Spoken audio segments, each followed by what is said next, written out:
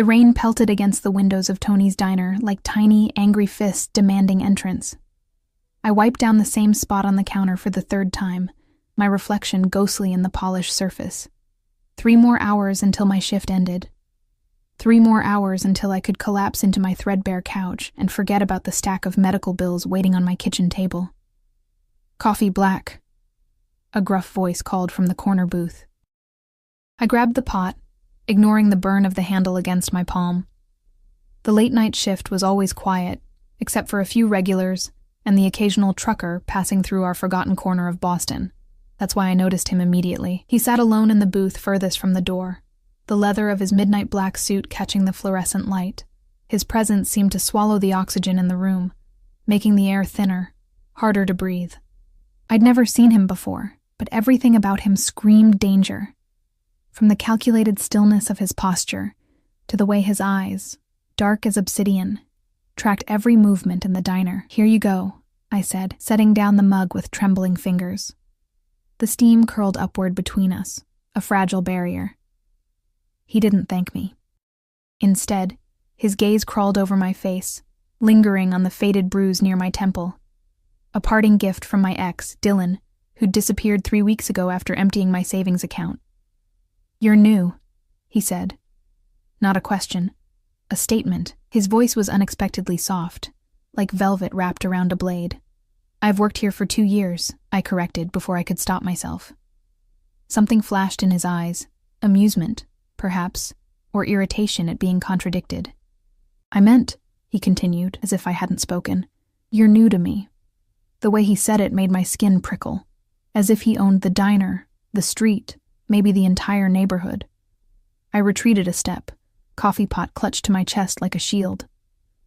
"Can I get you anything else?" Professional, distant, safe. The corner of his mouth twitched. "Your name?" "Emma," I answered automatically, then regretted it instantly. Men like him didn't ask for names unless they intended to use them. "Emma," he repeated, tasting it. "I'm Dante." No last name. Men like him never needed one. A car door slammed outside, and Dante's eyes flicked toward the sound.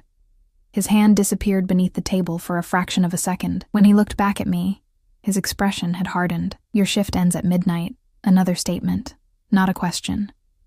A chill slithered down my spine. "How did you—" "I need a favor, Emma." He leaned forward, his cologne enveloping me, sandalwood, and something metallic, like the scent of an approaching storm. "And I'm willing to pay generously for it."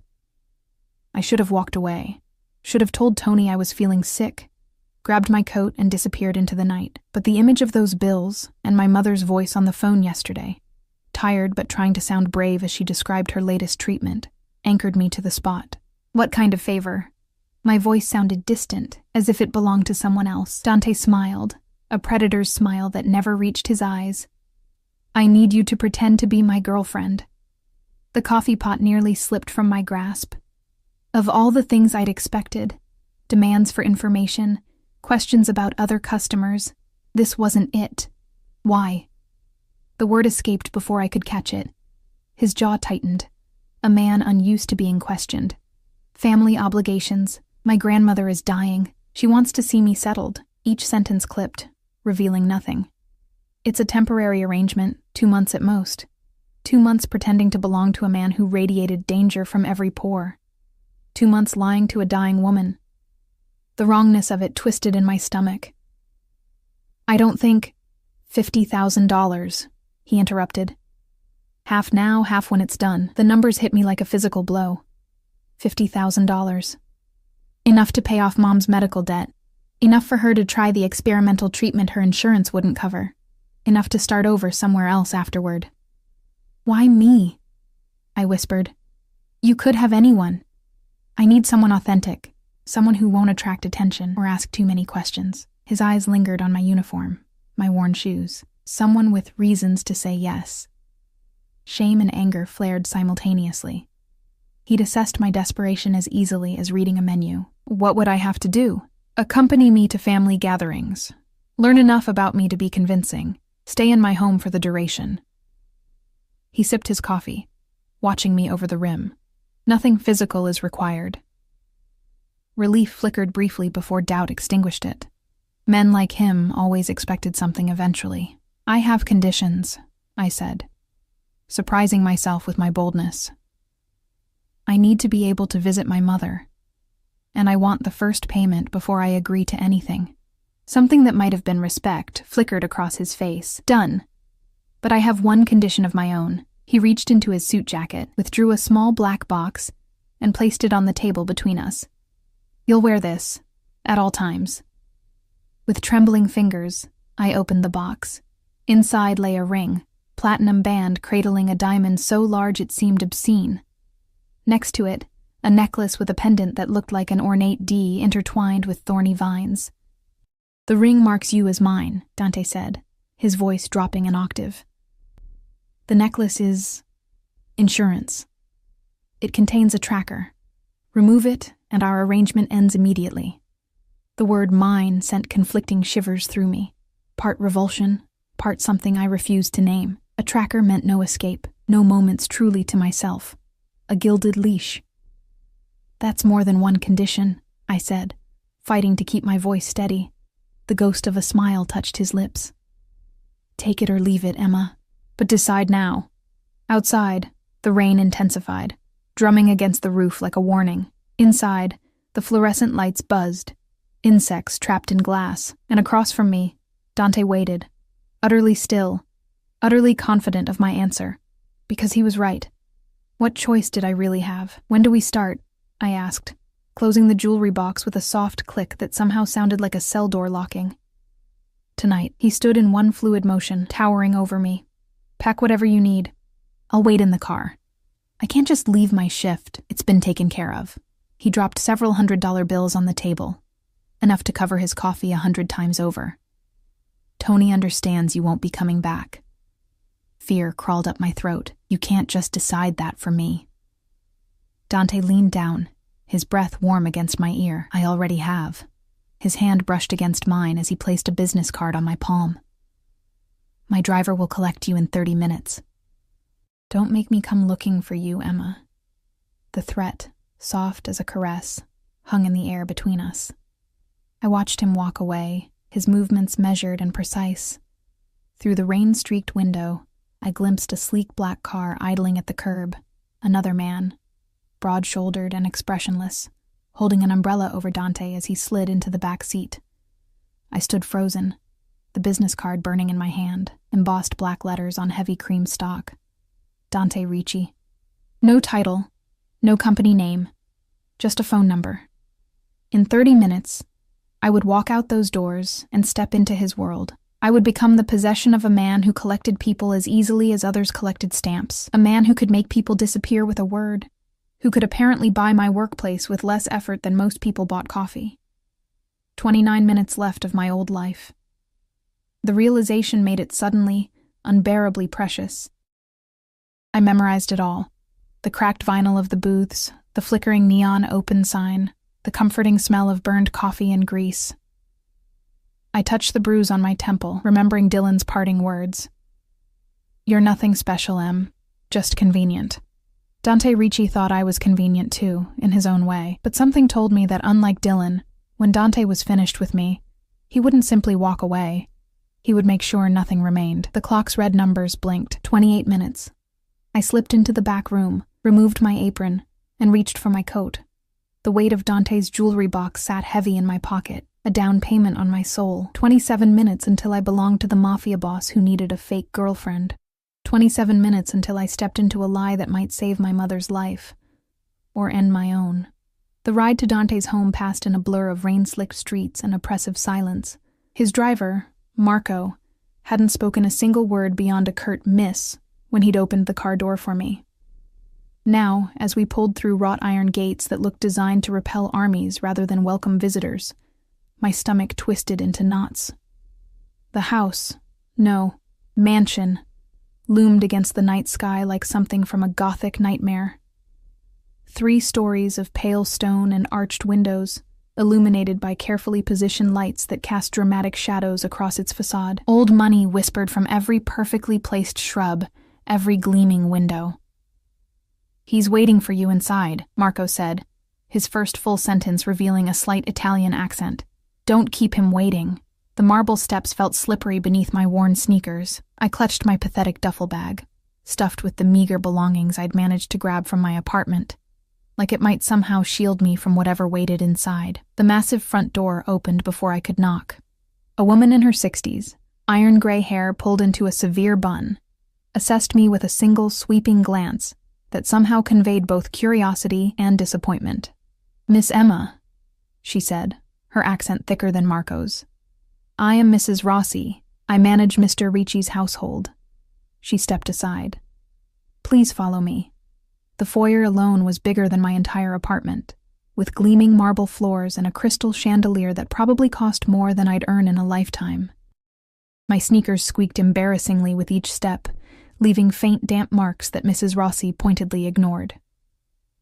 "Mr. Ricci has had a suite prepared for you," she continued, leading me up a sweeping staircase. "You'll find appropriate attire in the closet. I've taken the liberty of ordering several pieces in what I believe will be your size." "I brought clothes," I said, lifting my duffel slightly. Mrs. Rossi's gaze flicked to my bag, her expression suggesting she'd rather handle a dead rat. As I said, appropriate attire has been provided. Heat crawled up my neck. "When will I see Mr. Ricci?" "Once you've changed. He's requested your presence for a late supper." She stopped before an ornate door. "You have 30 minutes. The suite was larger than the entire floor of the nursing home where my mother stayed. A sitting room opened into a bedroom, dominated by a 4-poster bed draped in cream-colored silk. The bathroom gleamed with marble and gold fixtures. Everything spoke of wealth so secure it had never needed to announce itself. I set my duffel on a velvet bench and walked to the closet. Opening it felt like stepping into another world.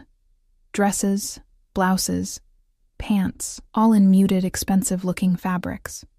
Nothing flashy or revealing, nothing cheap. All still with tags attached. All exactly my size.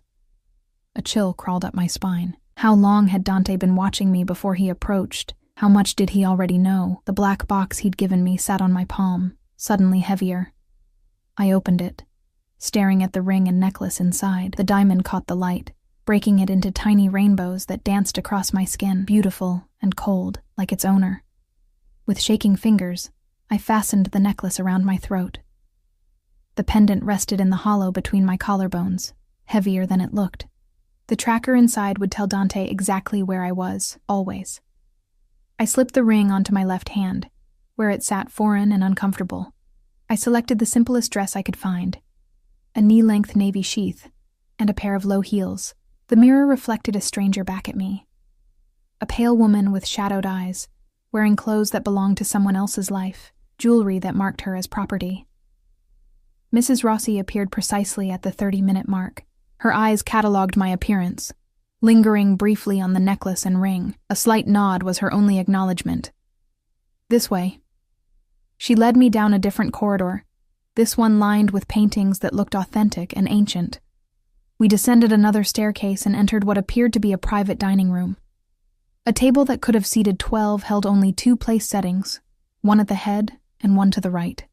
Candles cast a warm glow over fine china and crystal, and there he was. Dante stood by a fireplace, the flames casting his features into sharp relief. He'd changed into what looked like casual clothes for him, dark trousers and a crisp white shirt, open at the throat. He turned as we entered, his gaze sliding over me with the same assessment Mrs. Rossi had given, but infinitely more disturbing. "Thank you, Mrs. Rossi," he said, dismissing her with a slight nod. The door closed behind her, leaving us alone. The silence stretched, broken only by the soft crackle of the fire.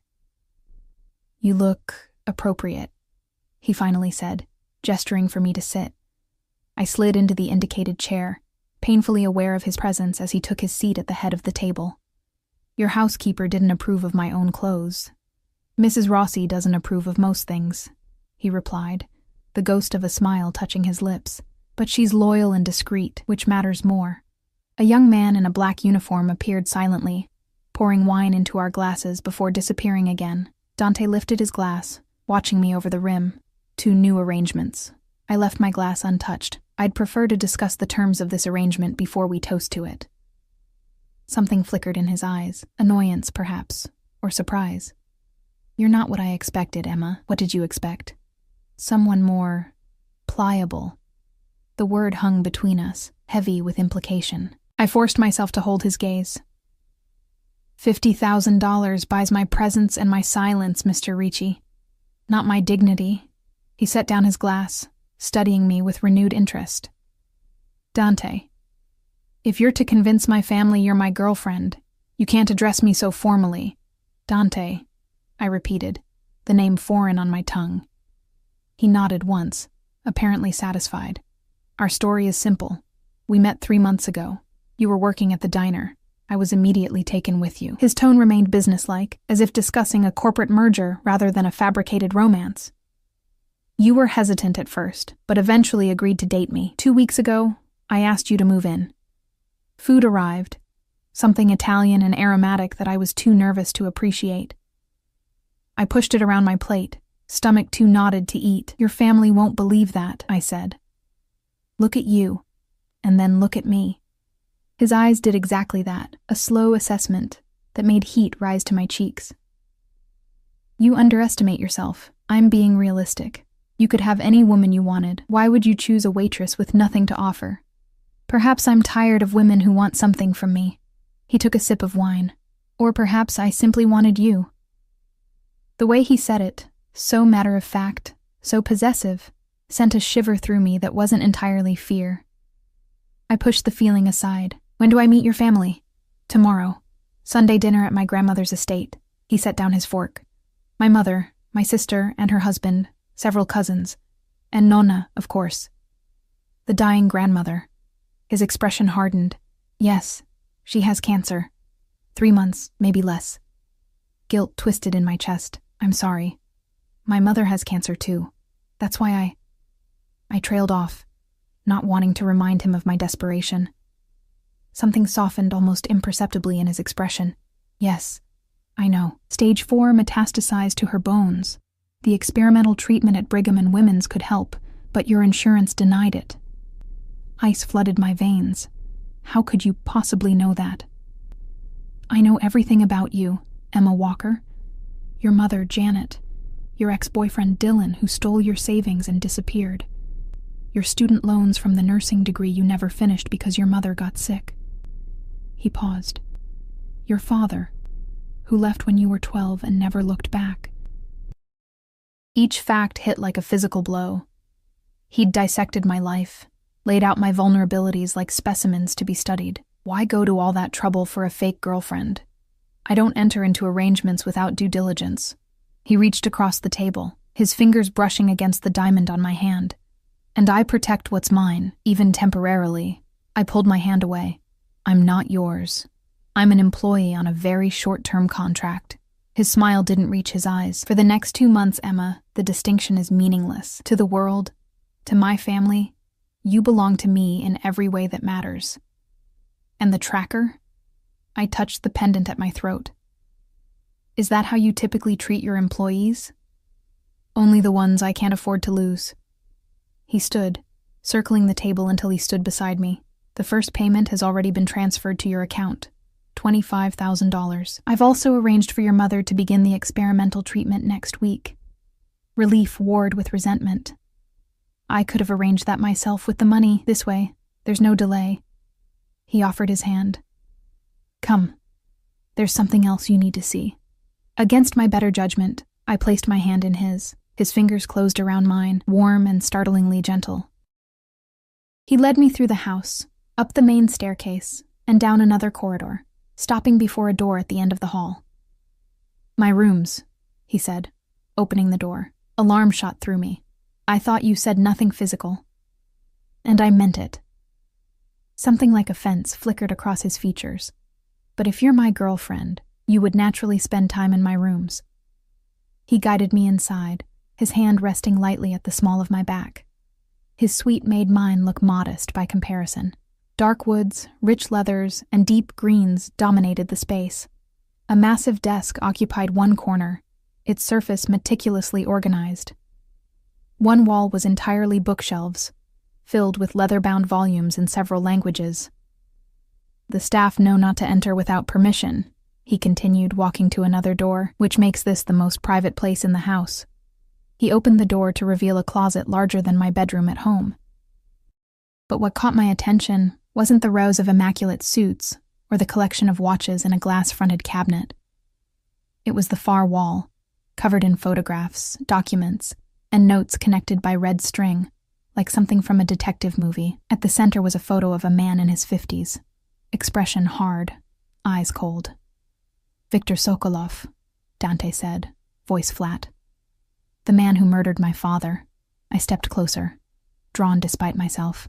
Surrounding Sokolov's photo were images of buildings, other men, newspaper clippings, and off to one side, a photo that made my blood freeze, Dylan, my ex, smiling alongside a younger Sokolov. "What is this?" I whispered, unable to tear my eyes away. "The reason you're really here." Dante's voice had changed, all pretense of civility stripped away. "Your ex-boyfriend didn't just steal your savings, Emma. He stole something from me, something very valuable, and then he disappeared under Sokolov's protection." I turned to face him, finding him closer than I expected. His expression unreadable. "I don't understand. What does this have to do with me? Sokolov has been watching me, waiting for a weakness to exploit. He'll have noticed my sudden interest in you." His fingers brushed against my cheek, feather light. "When he does, Dylan will investigate. And when he discovers I've taken something he once possessed," understanding dawned, cold and terrible. "You're using me as bait. I prefer to think of it as mutual benefit." His hand moved to the necklace at my throat, fingers trailing over the pendant. "You need money for your mother. I need to draw Dylan out of hiding, and we both get what we want." "Except you lied to me." Anger pushed through the fear. "This isn't about your grandmother at all." "My grandmother is dying, and she does want to see me settled." His hand moved to grip my chin, forcing me to meet his gaze.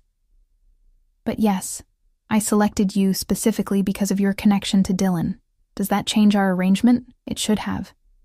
Any sane person would have walked away immediately. But where would I go? Back to my empty apartment, to watching my mother suffer while drowning in bills. The money was already in my account. Her treatment already scheduled. If Dylan comes looking for me because of you, what happens then?" Dante's eyes darkened. "He won't touch you. No one will. Because I'm wearing your tracker, your ring? Because you're under my protection." His voice had dropped to a near whisper, his face inches from mine. "And I protect what's mine, Emma. With everything I have." The possessiveness in his voice should have terrified me. Instead, it sent a treacherous warmth curling through my body. I stepped back, needing distance from his overwhelming presence. "I want to see my mother tomorrow, before the family dinner." He studied me for a long moment, then nodded once. "I'll take you myself." "That's not necessary." "It is." His tone brooked no argument. "From now on, you don't go anywhere alone. Not while Sokolov might be watching." The reality of my situation sank in fully. I wasn't just playing girlfriend to a powerful man with a dying grandmother. I was a pawn in a dangerous game between criminal organizations. A game where people disappeared or died. "Get some rest," Dante said, his voice softening slightly. "Tomorrow will be challenging." As if in a trance, I walked back to my suite, the weight of the diamond on my finger and the tracker at my throat suddenly unbearable. I sank onto the edge of the bed, staring at my reflection in the darkened window. The woman who stared back looked like me, but wasn't. She wore expensive clothes and another man's jewelry. She'd agreed to be a possession, a lure, a fake lover. All for money that now seemed inadequate compensation for the danger I'd placed myself in. I touched the necklace, tracing the ornate D with my fingertip. For the next 2 months, this was my life. This was who I had to be. I'd sold myself to a Mafia boss to save my mother, and he'd bought me to catch a thief. Morning light filtered through heavy curtains, momentarily disorienting me. The silk sheets felt foreign against my skin, the vast bedroom unfamiliar. Then memory crashed back. Dante, the arrangement, the truth about Dylan. I sat up, heart pounding, half expecting to find Dante watching me from some shadowy corner. But I was alone.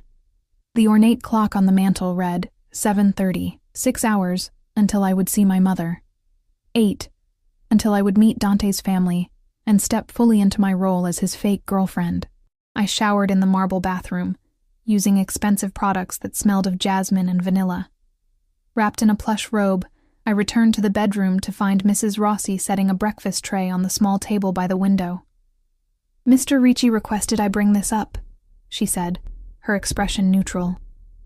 "He also asked me to inform you that he's been called away on urgent business, but will return by noon to take you to visit your mother." Relief flooded through me at the prospect of a few hours without his overwhelming presence. "Thank you, Mrs. Rossi." She paused at the door. "Mr. Ricci also asked me to remind you that for your safety, you should not leave the grounds unaccompanied." The relief evaporated. Not a respite. A gilded cage. After she left, I picked at the breakfast. Fresh fruit, pastries, coffee so perfect it made the diner's brew taste like dishwater by comparison. The diamond ring caught the light as I lifted my cup, a constant reminder of my new reality. I dressed in clothes that still felt like a costume. Slim black pants and a soft cashmere sweater in a shade of green that matched my eyes suspiciously well. The closet had been stocked with uncanny precision. Everything exactly my size, the styles conservative but flattering. With nothing else to do, I explored my suite. The sitting room contained a small bookshelf filled with classics and contemporary fiction.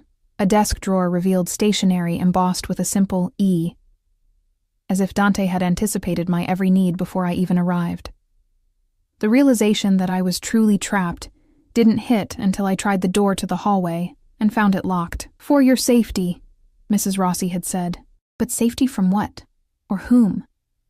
Was Dante afraid I'd run, or was there real danger lurking beyond these walls? I pressed my forehead against the cool wood of the door, fighting rising panic. $25,000. That's what my freedom was worth.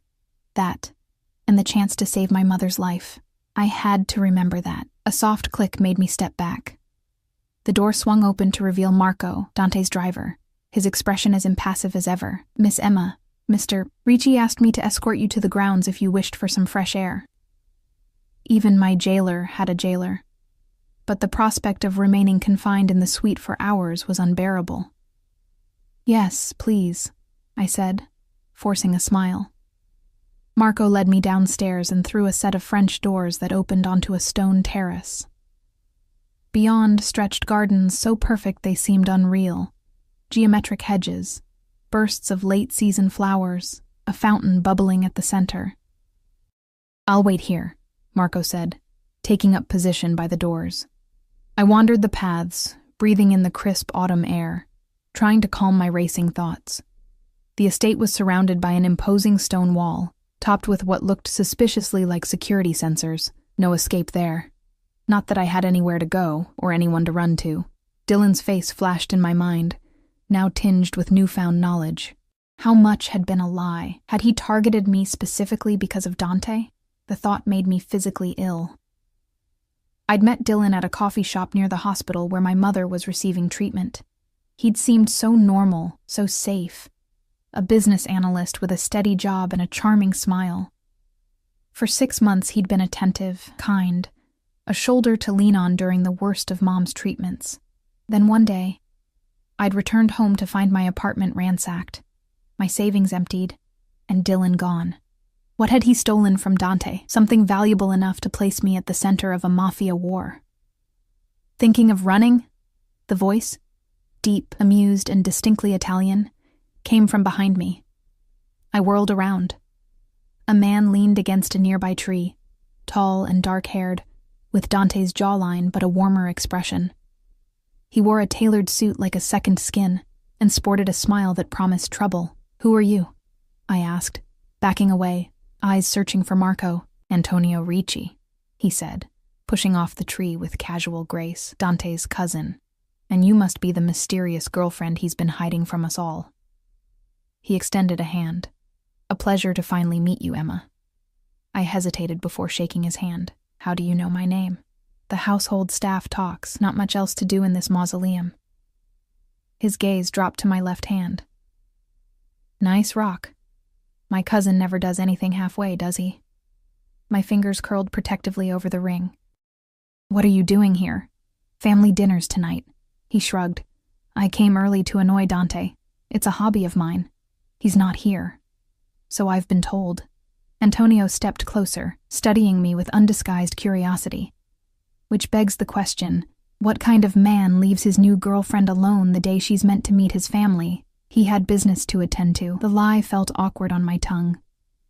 He always does. Antonio's smile didn't reach his eyes. Tell me, how did you two meet? Dante's never shown interest in any woman for more than a night. Before I could formulate an answer, a familiar voice cut through the garden. Antonio. Dante materialized from a side path, his expression thunderous. I don't recall inviting you. Antonio's smile widened. Just thought I'd welcome the newest addition to our family gatherings. You've been keeping secrets, cousin. The tension between them crackled like electricity. Dante crossed to my side, his hand settling possessively at the small of my back. Emma, I see you've met my cousin. Antonio was just leaving. Actually, I thought I might join you for lunch. Antonio's eyes gleamed with mischief. Get to know Emma better before tonight's interrogation. Another time. Dante's voice left no room for argument. Antonio sighed dramatically. As you wish. He turned to me with a wink. See you tonight, Emma. Don't let him keep you all to himself. We watched him stroll away, disappearing around a hedge. You're back early, I said, trying to break the tension. Dante's hand remained on my back, warm and heavy. I received an alert that someone had breached the perimeter. I stiffened. An alert from what? His fingers brushed against the pendant at my throat. This doesn't just track your location. It monitors your surroundings as well. The invasion of privacy was breathtaking. You're spying on me? I'm protecting you. His eyes held mine, intense and unyielding. Antonio may be family, but he has his own agenda. Don't trust him. I don't trust any of you, I replied, stepping away from his touch. Something like hurt flickered across his features before his expression smoothed. Wise of you. He checked his watch. We should leave soon if you want time with your mother before dinner. The drive to the nursing home passed in tense silence. I stared out the window, hyper-aware of Dante beside me, of Marco's eyes occasionally meeting mine in the rearview mirror. The weight of the necklace felt heavier with each mile. The Sunshine Valley care home looked shabbier than ever next to Dante's gleaming black Bentley. I hesitated at the entrance. Would you prefer I wait here? Dante asked, his voice unexpectedly gentle. The question caught me off guard. I'd assumed he would insist on accompanying me, on meeting my mother. Yes, please. I'd like some time alone with her. He nodded once. I'll be right here if you need me. Mom was having a good day. She sat up in bed, her thinning hair covered with a colorful scarf, a puzzle book open on her lap. Her face lit up when she saw me. Emma, sweetheart. She reached for my hands, then froze, eyes widening at the diamond on my finger. What on earth is that? I hadn't planned for this. Somehow, in all the chaos, I'd forgotten to remove the ring before seeing her. It's complicated, Mom. Complicated looks expensive. She peered at my face. And you're wearing new clothes. What's going on? I perched on the edge of her bed, heart hammering. I couldn't tell her the truth, that I'd essentially sold myself to a Mafia boss to pay for her treatment. But I needed some explanation for the changes she would notice. I've met someone, I said, the half-truth bitter on my tongue. He's well off. And he's arranged for you to start that experimental treatment we discussed. Her eyes widened. Emma, you know we can't afford. It's taken care of, Mom. I squeezed her hands. All of it. The treatments start next week. Tears filled her eyes. But how? Who is this man? His name is Dante. I swallowed hard. He owns several businesses in the city. Not technically a lie, though I suspected those businesses weren't entirely legitimate, and he's just paying for my treatment? Emma, He cares about me, I interrupted. The lie easier now. And he knows how much you mean to me. She studied my face, maternal intuition clearly sensing something amiss. This is awfully sudden. How long have you known him? A few months. I gestured vaguely. It's happened quickly. Is he good to you? Her gaze was penetrating. Does he make you happy? The question struck deeper than she could know. He's protective, I said carefully, and generous. That's not what I asked. I looked down at our joined hands, her thin, papery skin against mine. I'm doing what I need to do, Mom. Concern creased her brow. Emma. He's waiting outside, I said, desperate to change the subject. The treatment will work, Mom. That's what matters. She didn't look convinced, but let it drop. We spent the next hour discussing her care, the upcoming treatment, anything but Dante. When it was time to leave, she held me tighter than usual. Be careful, sweetheart, she whispered. No treatment is worth your happiness. If only she knew the true cost. Dante was leaning against the car when I emerged, sunglasses hiding his eyes, his posture deceptively casual. But I could sense the alertness in him, the constant vigilance. How is she? He asked, as Marco opened the door for me. Having a good day, I replied, sliding into the car. Thank you for arranging the treatment. He joined me in the back seat, closer than necessary. You don't need to thank me for fulfilling our agreement. The drive to his grandmother's estate took us further into the countryside. Through winding roads lined with trees ablaze in autumn colors, Dante used the time to brief me on his family. Names, relationships, what to expect. My mother, Isabella, will be polite but reserved.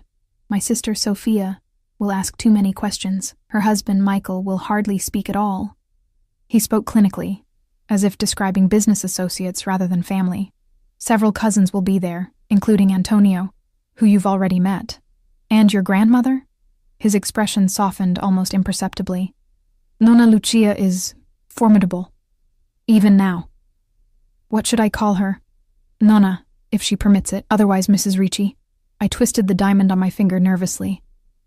What if they don't believe we're together? What if I say something wrong? Dante removed his sunglasses, his dark eyes finding mine. They'll believe it because I've never brought anyone home before. The implications of that statement hung between us. As Marco turned through an ornate gate flanked by stone pillars, the driveway wound through manicured grounds even more impressive than Dante's, ending before a sprawling Italian villa that looked centuries old. Remember, Dante said as the car stopped, you're here as my girlfriend. Stay close to me. If anyone asks about your past, keep it vague. If you're unsure how to answer something, look to me and I'll intervene. He exited the car, coming around to open my door himself. As I stepped out, his hand found the small of my back again. Possessive, protective, impossible to interpret. Dante. A woman's voice called from the entrance. Tall and elegant, with Dante's dark eyes and imperious bearing, she stood watching us with undisguised curiosity. Mother, Dante replied, guiding me forward. This is Emma Walker. Emma, my mother, Isabella Ricci. I extended my hand, stomach churning with nerves. It's a pleasure to meet you, Mrs. Ricci. Her handshake was cool and brief. Welcome to our home, Emma. Dante has told us remarkably little about you. Mother, Dante warned. Isabella's smile didn't reach her eyes. Everyone is eager to meet the woman who has finally captured my son's attention. As we followed her into a magnificent entryway with soaring ceilings and marble floors, Dante leaned close, his lips brushing my ear. Remember, he murmured, for the next few hours, you're mine. The possessiveness in his voice sent an unexpected shiver down my spine. For better or worse, I was stepping into the lion's den, a world of wealth, power, and dangerous secrets, and my only protection was the man who had put me there in the first place. I straightened my shoulders and fixed a smile on my face. I could do this. For my mother. For the money. For myself. Even if it meant belonging, however temporarily, to Dante Ricci. The Ricci family parlor reminded me of a museum, priceless artworks adorning walls, antique furniture arranged in elegant groupings, crystal decanters glinting in the afternoon light. The room fell silent as Dante and I entered, all eyes turning toward us with undisguised curiosity. I recognized Antonio immediately, lounging on a chaise with a glass of amber liquid. He raised it in mock salute, eyes dancing with mischief. Beside him sat a woman who could only be Dante's sister, Sophia, his feminine counterpart with the same striking features softened into beauty. Her husband, Michael, stood near the fireplace, his expression carefully neutral, and in the center of the room, commanding attention from a high-backed chair that resembled a throne, sat Nonna Lucia.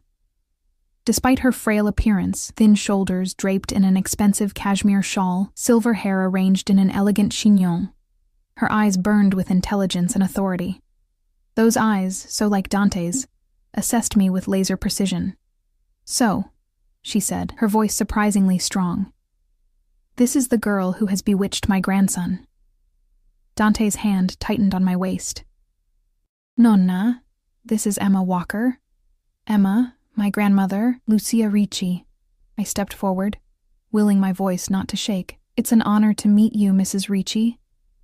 "Nonna," she corrected, extending a hand adorned with rings that probably cost more than my lifetime earnings. "If you are important to Dante, you are family." I took her hand, surprised by the strength of her grip.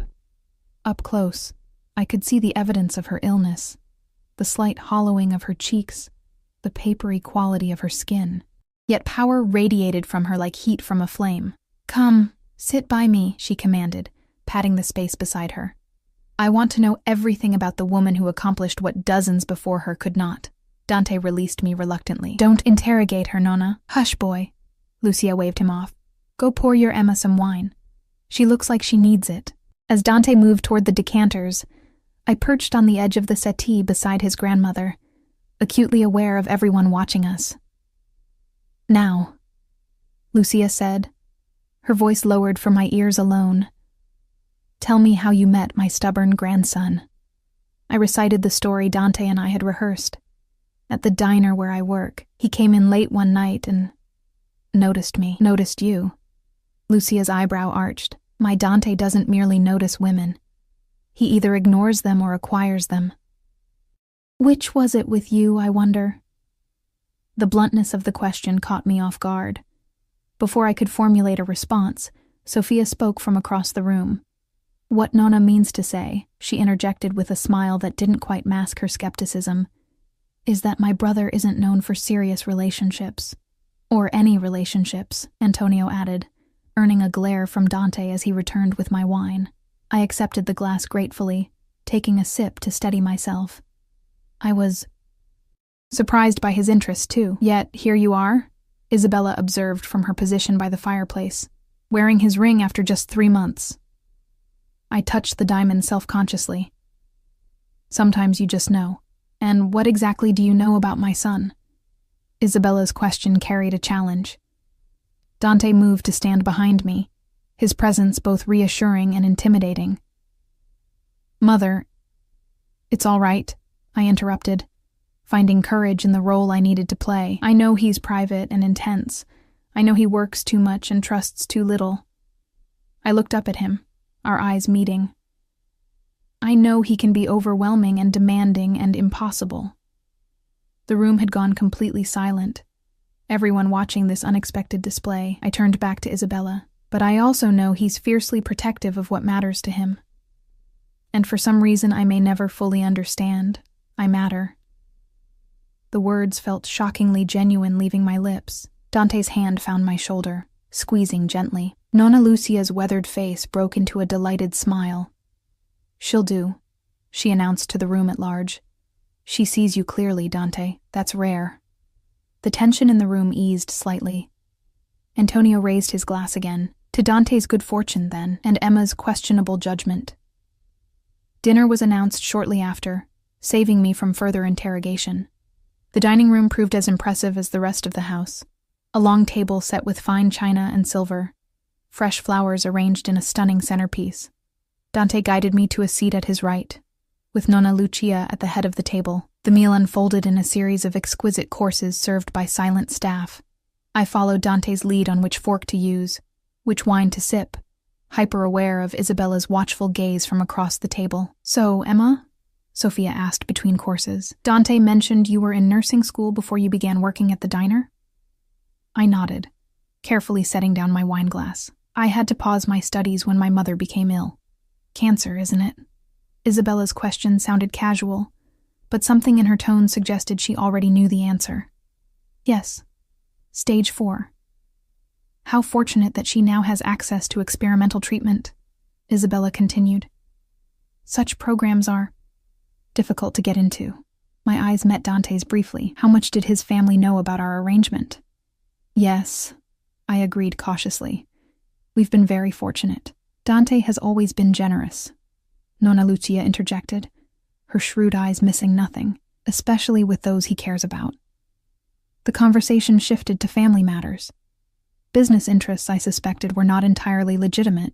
Property acquisitions, an upcoming charity gala. I ate little, too nervous to enjoy the food, focusing instead on appearing comfortable in this world of casual wealth and power. Throughout the meal, I became increasingly aware of Dante's protective gestures. His hand occasionally resting on mine, the way he subtly steered conversations away from topics that might put me in a difficult position. His body angled toward mine as if to shield me from his family's scrutiny. Was it all part of the performance, or something more? As dessert was served, a delicate panna cotta with fresh berries, Nonna Lucia tapped her water glass for attention. Before we conclude our meal, I wish to make an announcement. Her eyes found mine, a smile playing at the corners of her mouth. I am hosting a gala next month to benefit the Children's Hospital, as my health permits, of course. Dante, I expect you to attend, with Emma as your date. I froze. The implications clear. Our arrangement was supposed to last 2 months at most. If Nonna Lucia was planning an event a month away, of course, Nonna. Dante replied smoothly, his hand finding mine beneath the table. We wouldn't miss it. Excellent. She turned her attention to Antonio. And you will bring a proper date this time, not one of those models who can't string 2 words together. Antonio clutched his heart in mock offense. You wound me, Nonna. My taste in women is impeccable. Your taste in women is deplorable, Lucia corrected. Take notes from your cousin. He's finally chosen wisely. After dinner, the family dispersed throughout the house. Dante was drawn into what appeared to be a serious conversation with his mother and Michael in the library. I found myself momentarily alone, grateful for the respite from pretending. I wandered into a small, book-lined room off the main hall. Family photographs lined the shelves, Dante and Sofia as children, a younger Nonna Lucia standing beside a stern-looking man I assumed was Dante's grandfather, wedding photos from various generations. Quite the family album, isn't it? Antonio's voice came from the doorway. I turned, instinctively reaching for the pendant at my throat. Your family has a long history, and many secrets. He entered the room, closing the door partway behind him. Tell me, Emma, how much has my cousin shared with you about our business interests? I took a step back. Enough. I doubt that. Antonio moved to the photographs, picking up one of a young Dante in a graduation gown. Did he tell you about Dylan Foster?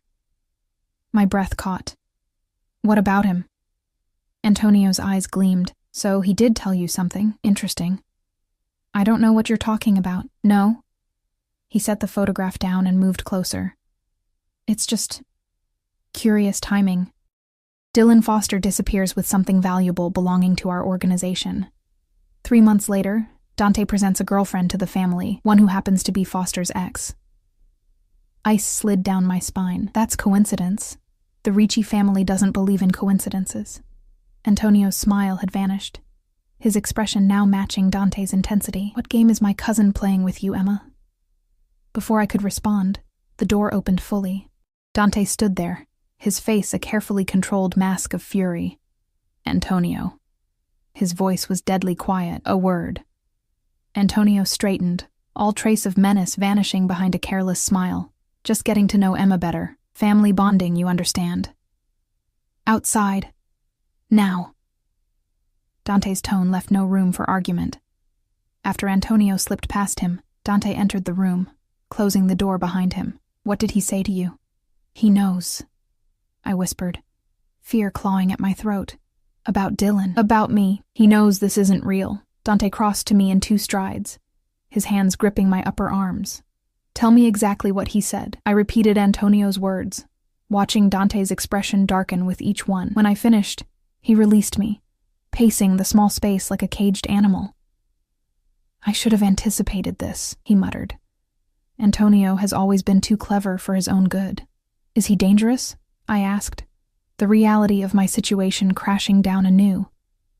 Dante stopped pacing, his eyes finding mine. Everyone in my family is dangerous, Emma, including me.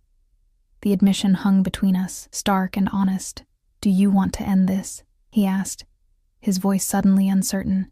I can find another way to draw Dylan out. You could take the money we've agreed upon and disappear. The offer was tempting, escape from this web of lies and danger. But something held me back, and my mother's treatment would continue as arranged. I stared at him, searching for the catch. Why would you do that? Because I've placed you in danger, he replied simply. That was never my intention. For a moment, I glimpsed something beyond the controlled facade. Regret, perhaps. Or something deeper. But before I could identify it, his expression shuddered once more. I need to deal with Antonio, he said. Stay here. I'll return shortly. After he left, I sank into a leather armchair, mind racing. If I walked away now, I could take the money, ensure my mother's treatment, and leave this dangerous game behind. But where would I go? What would I do? And if Antonio had figured out the connection to Dylan, how long before others did too? The door opened again, but instead of Dante, Nonna Lucia entered, leaning on an ornate cane. May I join you? She asked, though it wasn't really a question. I stood immediately. Of course. She waved me back to my seat, lowering herself carefully into the chair opposite. My grandson is quite taken with you, she said without preamble. I care for him too, I managed, the lie bitter on my tongue. Do you? Her eyes, sharp despite her illness, pinned me in place. Or is there another arrangement between you? My heart stuttered. I don't know what you mean, child. I have been the matriarch of this family for 30 years. Do you think I cannot recognize when someone is playing a role? She leaned forward slightly. The question is, does Dante know you're acting? Or is he the one who wrote your script? I remained silent, trapped between truth and fiction. Lucia sighed, settling back in her chair. My grandson has never brought a woman to Sunday dinner, not once in his 29 years. Do you know why? I shook my head. Because Dante does not trust easily. Not since his father was murdered before his eyes when he was 12 years old. She spoke matter-of-factly, but I could see the old pain etched in her face. Whatever your arrangement with him, understand this. If he has brought you here, revealed you to his family, placed his ring on your finger, it is not merely business. The implications of her words settled over me like a weighted blanket. We barely know each other, I protested weakly. Sometimes recognition happens in an instant. Her gnarled fingers touched a locket at her throat. I knew my Giuseppe was mine the moment I saw him. 62 years together, and I never doubted that first recognition. Before I could respond, the door opened again, revealing Dante. His eyes moved between his grandmother and me, wariness evident in his stance. It's time we left, Nonna, he said. Emma has had a long day. Lucia nodded, allowing him to help her to her feet. Think about what I said, dear, she murmured to me, patting my hand. Sometimes the roles we play reveal more truth than we intend. The ride back to Dante's estate passed in silence. Antonio's accusations and Nonna Lucia's insights swirled in my mind, leaving me confused and uncertain. The dynamic with Dante had shifted somehow, the business-like arrangement becoming something more complex, more dangerous. As we pulled through the gates of his property, Dante finally spoke. Antonio won't be a problem. I turned to face him. What did you do? Nothing permanent, he replied, a hint of dark humor in his voice. But he understands the consequences of interference now. The car stopped, and Marco opened my door. Dante escorted me inside, his hand at the small of my back once more. This time, I was acutely aware of the heat of his palm through the thin fabric of my dress, of the subtle possessiveness in his touch. We reached the door to my suite, and I turned to face him. What happens now? His eyes searched mine, something unreadable in their depths. Nothing has changed. You're still under my protection, 2 months as agreed. And Dylan? Let me worry about Dylan. His hand moved from my back to brush a strand of hair from my face, the gesture startlingly intimate. Get some rest, Emma. Tomorrow we begin establishing our public presence as a couple. He turned to go, but I caught his arm. Dante, your grandmother knows about our arrangement. He stilled, his expression unreadable. Nonna Lucia knows many things. Not all of them matter. she said. I hesitated, uncertain whether to share her insights. What did she say? His voice had softened, genuine curiosity replacing his usual controlled tone, that sometimes the roles we play reveal more truth than we intend. Something flickered in his eyes, vulnerability, perhaps, there and gone in an instant. My grandmother has always been perceptive. He stepped closer, his hand cupping my cheek. Sleep well, Emma. You were remarkable today. Before I could respond, he leaned down and pressed a gentle kiss to my forehead, his lips warm against my skin. Then he was gone, leaving me staring at my closed door, heart racing from a gesture that had felt nothing like pretense. Inside my suite, I removed the diamond ring and placed it in its box, then hesitated at the necklace, the tracker, my leash. I traced the ornate pendant with my fingertip, remembering Dante's words, I protect what's mine. For tonight, at least, I would remain his. Tomorrow would bring enough complications of its own. 3 weeks into our arrangement, and I'd settled into a routine that felt strangely like normalcy. Each morning, I would wake in my luxurious suite, dress in clothes that no longer felt foreign, and join Dante for breakfast when his schedule allowed. Most days, he would disappear for hours on business, leaving me with Marco as my shadow. 3 times a week, he would escort me personally to visit my mother, whose improvement under the experimental treatment had been nothing short of miraculous. And every night, we would appear somewhere public as the perfect couple. Restaurant openings, charity events, exclusive clubs where Dante would be greeted with deference bordering on fear. Always his hand at the small of my back, always the diamond gleaming on my finger, always the tracker warm against my throat. It was during those public appearances that I began to notice the changes in him, the way his eyes would seek mine across a crowded room, as if ensuring I was still there. The genuine laugh that sometimes escaped him at something I said, the protective stance he adopted whenever another man approached me. The gentle touches that lingered longer than necessary for our charade. You're distracted, Dante observed one morning as we sat in his study, going over details for Nonna Lucia's upcoming gala. He'd insisted I take an active role in the planning, claiming it would reinforce our cover story.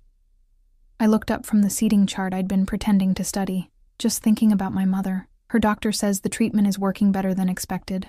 His eyes softened. I'm glad. We can visit her this afternoon if you'd like. We? I raised an eyebrow. Usually you just drop me off. I thought I might meet her properly this time. He set down his coffee cup. Unless you'd prefer I didn't. The offer caught me off guard. In our 3 weeks together, Dante had carefully maintained the boundaries of our arrangement, never pushing for more than our public performance required. Meeting my mother felt like crossing an invisible line. She's been asking about you, I admitted. She thinks it's strange she hasn't met the man who's paying for her treatment. And what have you told her about me? I looked away. Enough to explain the situation without explaining the situation. So she believes we're genuinely involved. Yes. The lie to my mother weighed heavier than any other part of our arrangement. She's happy I'm not alone anymore. Dante was silent for a moment, studying me with that intense gaze that seemed to see beneath my surface. Am I really so terrible to be with, Emma? The question startled me with its vulnerability. No, I answered honestly. You're not what I expected. What did you expect? Someone colder, more ruthless. I met his gaze directly, less human. A ghost of a smile touched his lips. You make me sound like a monster in a fairy tale. Aren't you? The words slipped out before I could stop them. Instead of anger, his expression filled with something like resignation. Perhaps. But even monsters have their reasons. Before I could respond, Mrs. Rossi appeared in the doorway. Mr. Ricci, Marco needs to speak with you urgently. Dante's expression shifted instantly, the vulnerability vanishing behind his usual mask of control. Excuse me, Emma. We'll continue this later. After he left, I remained in the study, thoughts churning. Over these weeks, glimpses of the man beneath the Mafia boss had begun to emerge. His devotion to his grandmother, his unexpected kindness to his staff, his genuine concern for my mother's health. It would be so easy to forget that this was all temporary, that I was here for a specific purpose, that I was bait for Dylan. The thought of my ex had become increasingly abstract, like a story about someone else's life. Dante had shared few details about the investigation, only that there had been progress in locating him. I wasn't sure whether to feel relief or dread at the prospect of Dylan's capture. Emma. Dante's voice from the doorway pulled me from my thoughts. His expression was grim, his posture tense. We need to talk. Fear clutched at my throat. Is it my mother? Has something happened? Your mother is fine. He closed the door behind him, moving to lean against his desk. But there's been a development regarding Dylan Foster. My pulse quickened. You found him? Not exactly. He found you. Dante withdrew his phone, bringing up a photograph. This was taken yesterday outside your mother's treatment center. I leaned forward to see the image, breath catching at the familiar face. Dylan, his hair longer than I remembered, watching the entrance to the hospital from a parked car.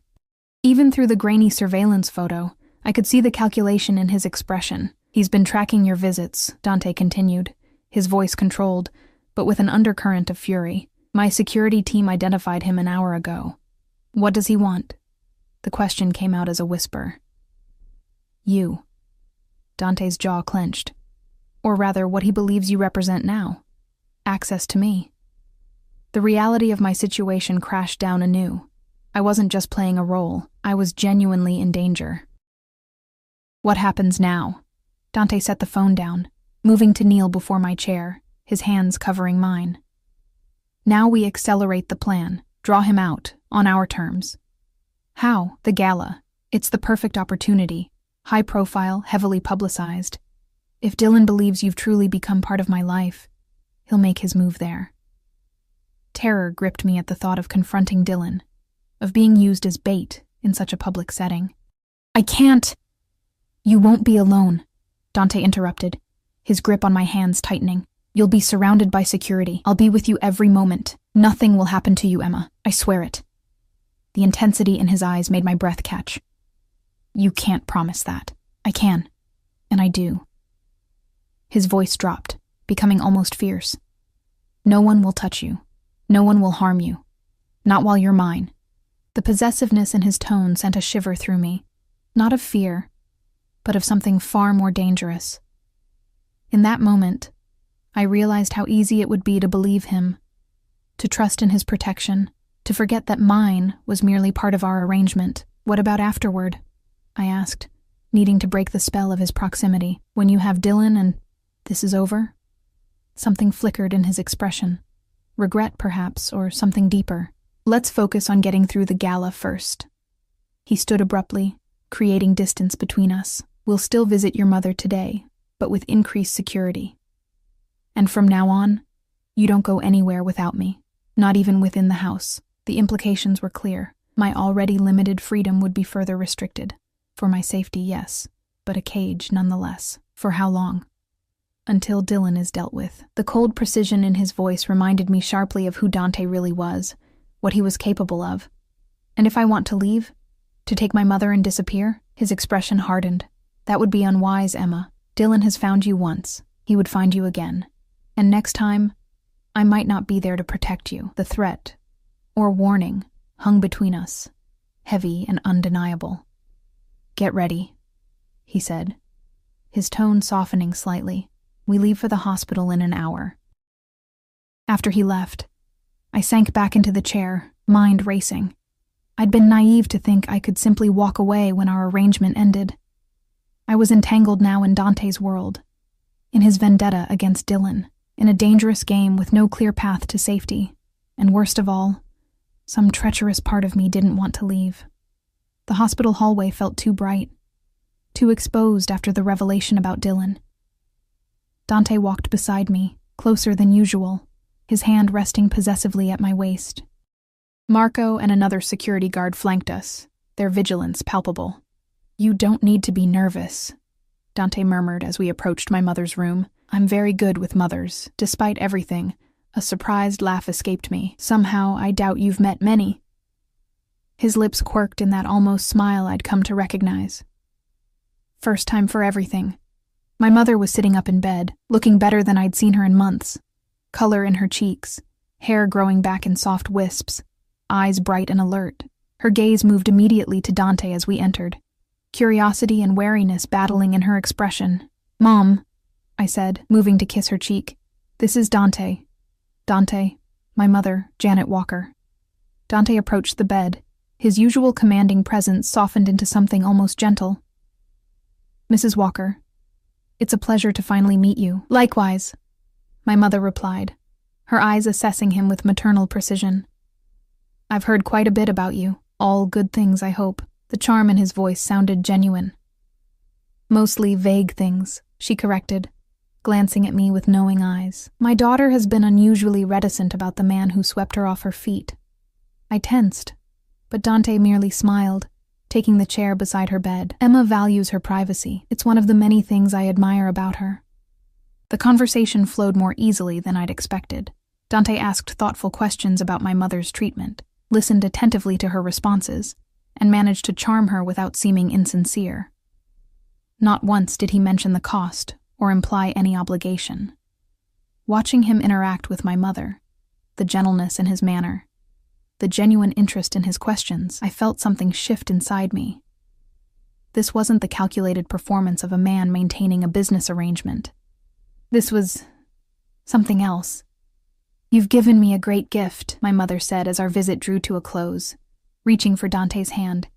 "Not just the treatment, but seeing Emma happy again. I worried she'd never find someone who truly saw her value." Guilt twisted in my chest at the deception, but Dante's response caught me off guard. "Your daughter is extraordinary, Mrs. Walker," he said, his voice soft but certain.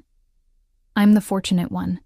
His eyes met mine over my mother's bed, filled with an emotion I wouldn't name. For a moment, the pretense fell away, leaving something raw and honest in its place. "Take care of each other," my mother said, squeezing both our hands. I swallowed past the lump in my throat. "We will, Mom." In the car afterward, the silence between us felt charged with unspoken thoughts. Dante stared out the window, his profile etched against the passing cityscape. "Thank you," I finally said.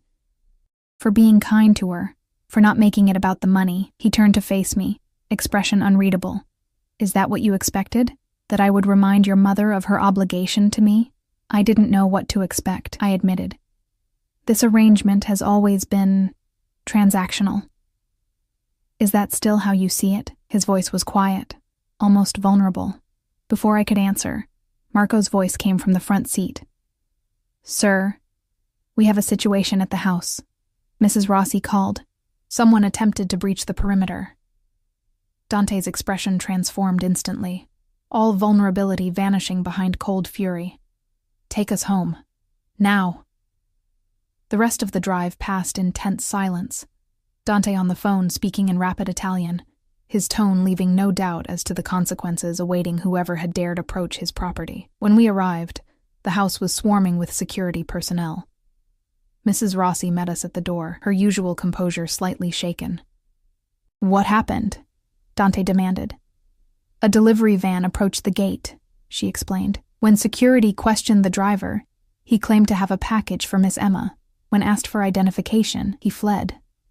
Dante's hand found the small of my back, guiding me inside with more urgency than usual. "Description?" "Young, dark-haired, wearing a cap and sunglasses." "Dylan," I whispered, the name like ash on my tongue. Dante's expression hardened. He's getting bolder, or more desperate. In the safety of Dante's study, with the door locked and security posted outside, he paced like a caged predator. "The gala is in 3 days. Until then, you don't leave this house. Not for any reason." "What about my mother?" "I'll arrange for daily video calls," he interrupted, "but no physical visits. It's too dangerous." Fear and frustration warred within me. "So I'm a prisoner now?" Dante stopped pacing, his eyes finding mine. "You're under my protection, Emma. There's a difference." "Is there?" I challenged, anger pushing past fear. "I have no freedom, no choices. I'm monitored every moment." I touched the pendant at my throat. "How is that not imprisonment?" He moved toward me, stopping just inches away. "A prison is designed to keep someone in. Everything I've done is to keep others out, to keep you safe. Because I'm valuable to your plan," I said bitterly. Because you're valuable to me. The words exploded from him, his control finally fracturing. He stepped closer, his hands coming up to frame my face. Do you think this is still just about Dylan? About what he stole? My heart hammered against my ribs, his proximity overwhelming. Isn't it? It was, he admitted, voice dropping to a near whisper. At first. But now. The rest of his thought hung unspoken between us, but his eyes, usually so guarded, revealed everything. Desire, possessiveness, and something dangerously close to tenderness. I should have pulled away, should have reminded him, and myself, of the temporary nature of our arrangement. Instead, I found myself leaning into his touch, drawn to the warmth of his hands against my skin. Dante, I whispered, his name both question and answer. He closed the remaining distance between us, his lips finding mine in a kiss that started gentle but quickly blazed into something more demanding. His arms encircled me, pulling me against the solid heat of his body, one hand tangling in my hair while the other pressed possessively against my lower back. I kissed him back with equal fervor, weeks of tension and denied attraction culminating in this moment. His cologne surrounded me, that familiar scent of sandalwood and approaching storm, as his mouth claimed mine with increasing urgency. When we finally broke apart, both breathing heavily, he rested his forehead against mine. This complicates things, he murmured, a note of wry humor in his voice. Everything about you is complicated, I replied, finding unexpected laughter bubbling up despite our situation. His thumb traced my lower lip, his eyes darkening. We should talk about what this means. Later, I agreed, knowing we needed to address the shift between us, the implications for our arrangement. After the gala. After Dylan. He nodded, reluctantly creating space between us. After Dylan, he echoed, a promise in the words. The next 3 days passed in a blur of preparation and heightened security. True to his word, Dante never left my side, even sleeping on the couch in my sitting room, rather than returning to his own suite. Our kiss had changed something fundamental between us, transforming pretense into something genuine and fragile. We didn't discuss it. By unspoken agreement, that conversation would wait until after the immediate danger had passed. But the way he looked at me, touched me, protected me, those spoke volumes. The night of the gala arrived with a flurry of activity. My dress, a midnight blue gown that flowed like water, had been specially selected by Dante himself. As I stood before the mirror, fastening his necklace at my throat and sliding his ring onto my finger, I barely recognized the woman staring back at me. She looked confident, elegant, worthy of standing beside a man like Dante Ricci, no longer just playing a role, but inhabiting it. A soft knock at the door preceded Dante's entrance. He stopped abruptly at the sight of me, his expression momentarily unguarded. "You look beautiful," he said, the simple words carrying more weight than elaborate compliments ever could. He crossed to stand behind me, our reflections forming a striking pair in the mirror. His hands settled on my shoulders, warm and steady. "Are you ready for this?" The question encompassed so much more than just the evening ahead. Was I ready to face Dylan, to acknowledge what was developing between Dante and me, to accept that my life had irrevocably changed? I met his eyes in the mirror, finding strength in his unwavering gaze. Yes. His lips brushed against my temple, a gesture of affection that had become natural in these past days. "Stay close to me tonight, no matter what happens." "I will," I promised, turning to face him. "Dante, after tonight, when this is over, what happens to us?" The vulnerability in the question hung between us, impossible to take back. His hands cupped my face, his expression more open than I'd ever seen it. "What do you want to happen, Emma?" The truth spilled from me before I could stop it. "I don't want this to end." Relief and something like joy flashed across his features. "Then it won't," he said simply, as if rewriting our arrangement was within his power. Perhaps it was. His phone buzzed, breaking the moment. "The cars are ready," he said after checking the message. "It's time." As we descended the grand staircase, surrounded by security, I realized with sudden clarity that tonight would change everything, one way or another. Either Dylan would be caught and our charade could end, or something would go terribly wrong. Dante's hand found mine, squeezing gently as if sensing my thoughts. "Trust me," he murmured. "I won't let anything happen to you. And despite everything, despite the danger, despite the lies that had brought us together." I did trust him, not just with my safety, but with something far more precious and fragile. My heart. Whatever came next, we would face it together.